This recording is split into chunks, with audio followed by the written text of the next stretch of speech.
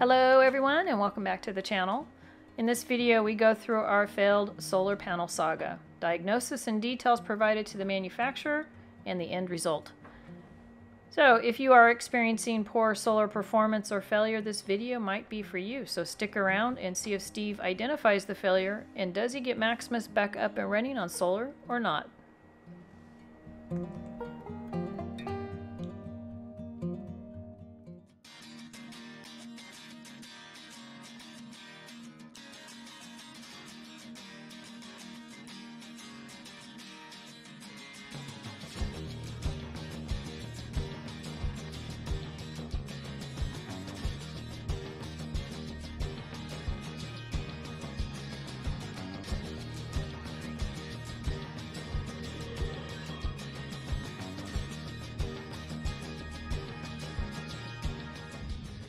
Purchased 8 total panels, solar panels for my RVs.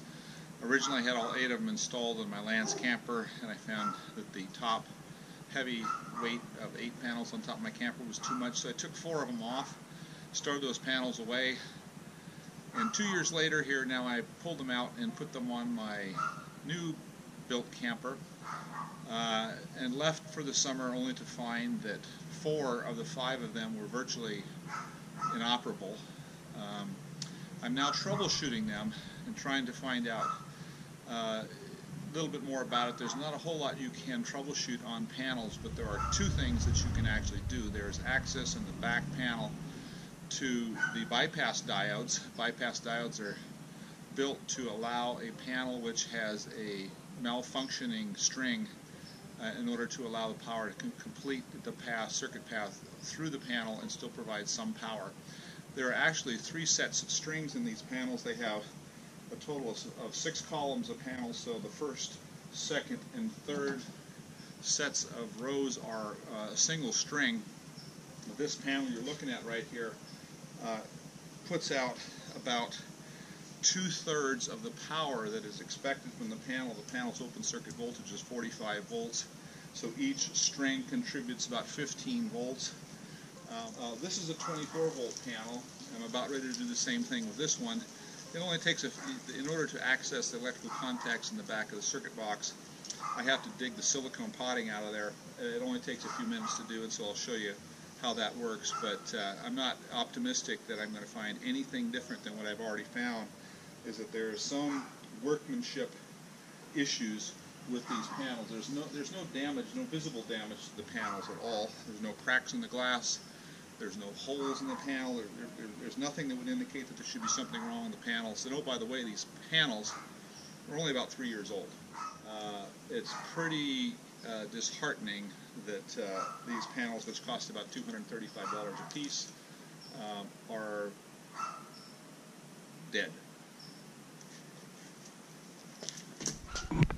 So here's the saga. This panel right here now measures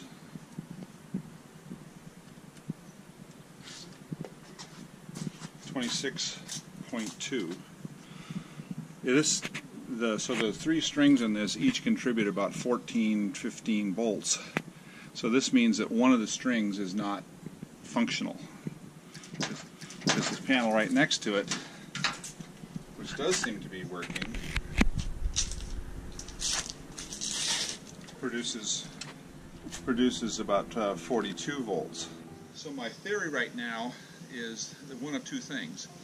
Either that the bypass diodes are shorted, allowing the power, essentially the power contribution from any one of these to basically run in a short circuit and not contribute to the overall series conducting of the panel, or that one of the series is actually open, shorted open, and does not allow it to contribute to the panel at all.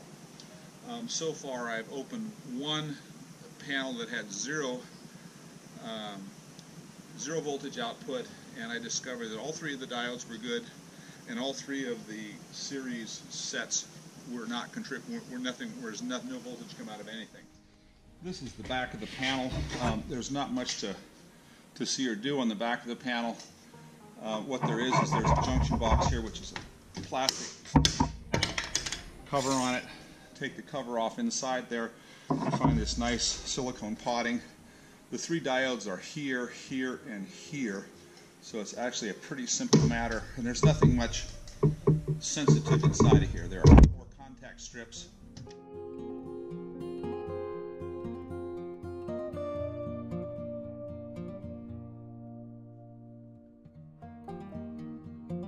what you can see the 3 diodes here between the, this is the first set, this is the second set, and this is the third set of cells in the panel.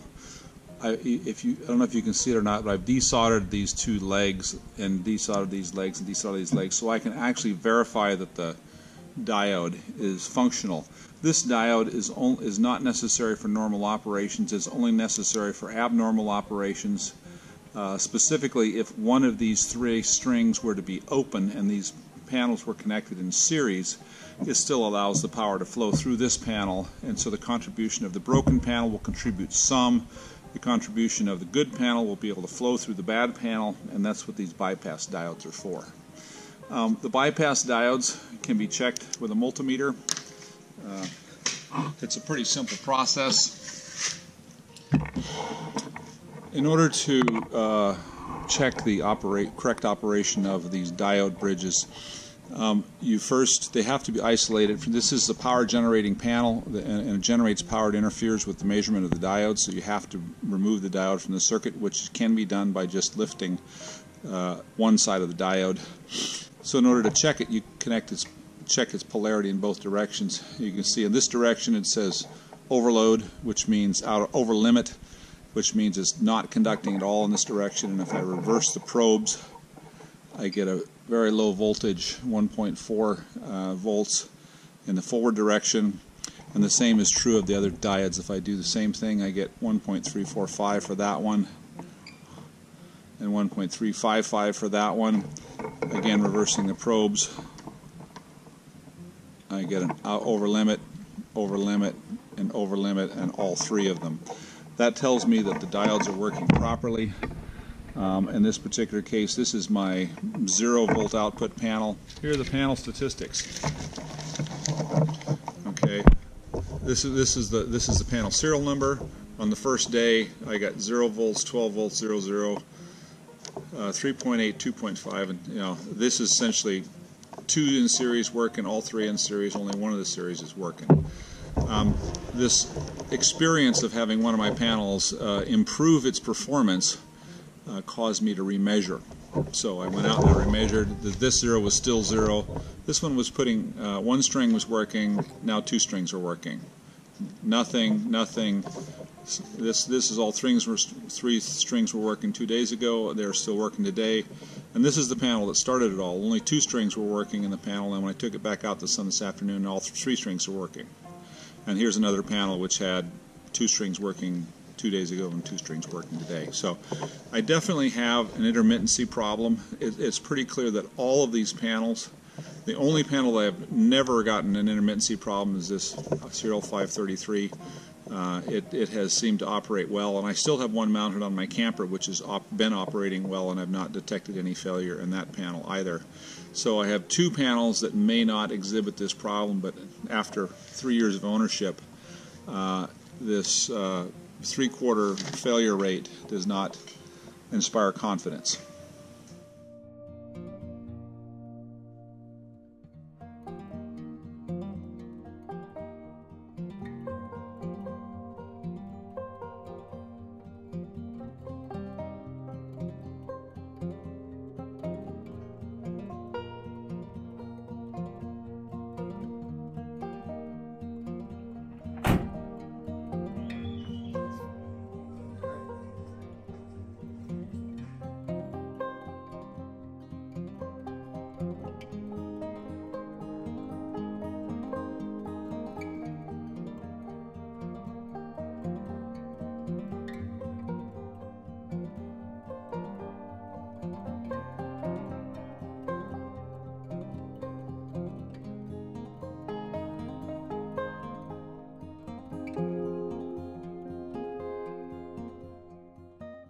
Hello everyone. Well, it is a good day, and Steve's going to tell you why.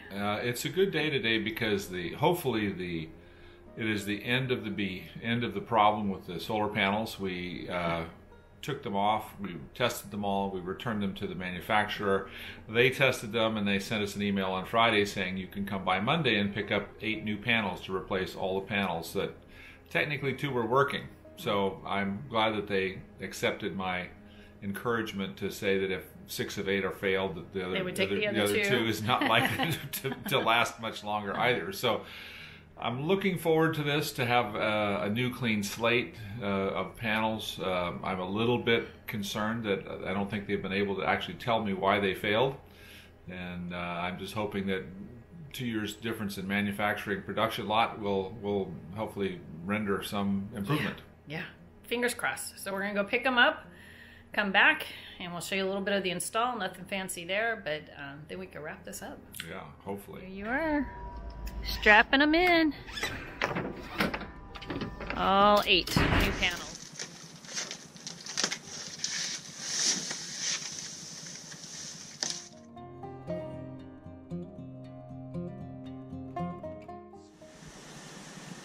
So the max is 42.3, so we can rate it at 42 right now, and it's got some shading from the, actually, do this.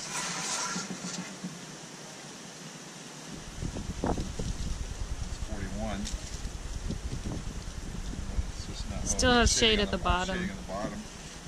Yeah, I can't hold it. I mean, it reads what it needs to read. This panel is significantly different from the ones that I returned to them. So this panel has rectangular cells, and it has 4 rows of 1, 2, 3, 4, 5, 6, 7, 8, 9, 10, 11, 12, 13, 14, 15, 16. Okay? So it has, that makes 64 cells.